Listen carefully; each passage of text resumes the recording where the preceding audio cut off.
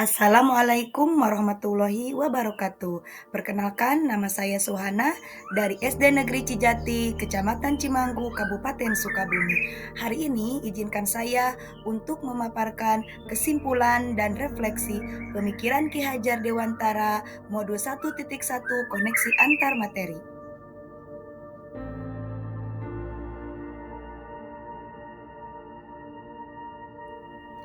Dasar pemikiran Ki Hajar Dewantara. Pertama, Ingarso Sung Tulodo, yang artinya sebagai guru kita harus menjadi tauladan bagi anak didik kita serta memberikan contoh yang baik.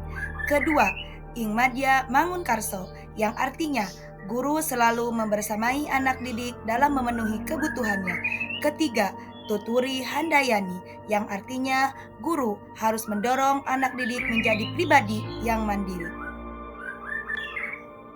Pemikiran Ki Hajar Dewantara ini menyebutkan bahwa kodrat anak itu merdeka lahir dan batinnya, tidak tergantung pada orang lain, bersandar pada kekuatan diri sendiri. Merdeka lahirnya dengan mendapatkan pengajaran dan merdeka batinnya ketika mendapatkan pendidikan.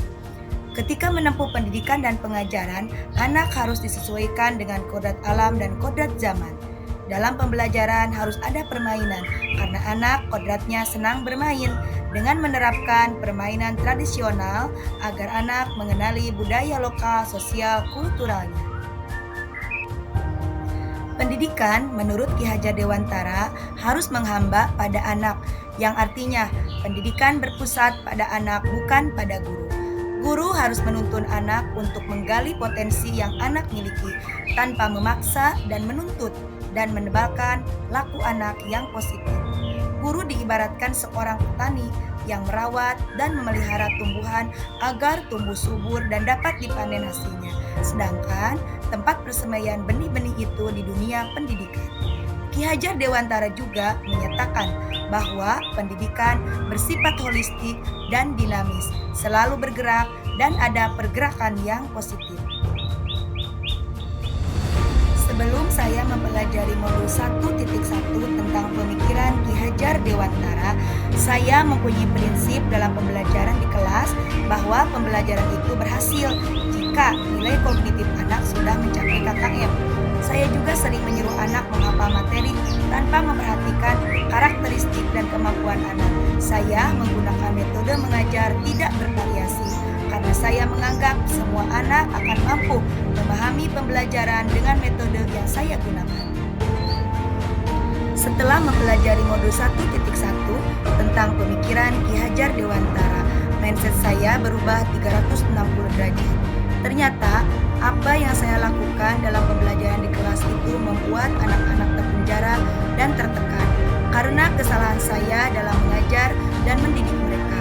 Ternyata mengajar dan mendidik anak-anak itu harus sesuai karakteristik mereka, dan belajar bukan hanya soal kemampuan anak-anak dalam mencapai KKM, tapi lebih kepada pengembangan kemampuan yang sudah ada pada diri anak, serta metode yang saya terapkan harus bervariasi sesuai dengan karakteristik anak-anak, sehingga anak-anak akan merasa merdeka dalam belajarnya.